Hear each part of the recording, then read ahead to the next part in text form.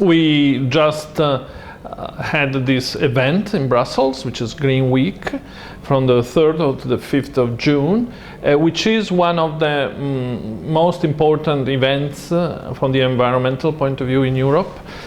And this event is expected to attract 2,000, 3,000 participants. And there are 140 events across all the member states which are complementing this. This year was dedicated to biodiversity. Imagine what the world would be without biodiversity. It would just be a ball of marble. Our commissioner, Carmen Uvela, says we, humankind, are also part of this biodiversity, but we have with an important difference, that we have a choice if to protect this richness of the planet or to destroy it. And that's very important, the message that we want to give, that we have to be all engaged to protect this biodiversity. Green technologies, more and more this conscience that people like to recycle, like to use more environmental friendly products. There is a reflection going on to have a new package of circular economy proposal that will help by the end of the year to have a new set of proposal of legislation.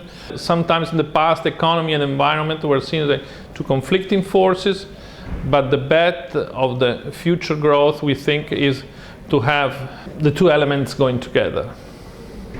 This year we gave some also data on the conservation of birds and habitat and fish on all the species. We are protecting certain species with success, but there are also this red list of birds that reveals that 13% of European bird species are threatened with extinction due to habitat loss and degradation and climate change. So more has to be done. There is some important legislation already in place in Europe with the bird directive and habitat directive, but now there is a fitness check ongoing to see if they could implement it even better.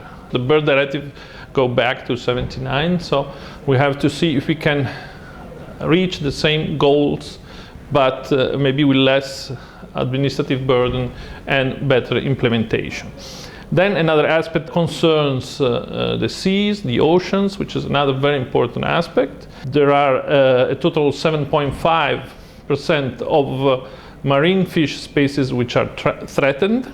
On the other hand, there is also even there some good news that certain stocks of fish like the red tuna or the Atlantic cod are going better. And this is a sign also that certain European policies are working somehow. So there are limits sometimes on fishing that can be painful for the fishermen, but this shows that on the long term then they allow some stocks to regenerate, and so they can give benefit, because on the long run they will assure they have still a stock to fish. From here to 2020, the loss of biodiversity could have also an economic impact. Lose the diversity of insects and flowers, we would lose 50 billion, because it's the contribution that this gives to the world economy. So there are many good reasons to preserve the biodiversity, and the European Union is engaged to do it.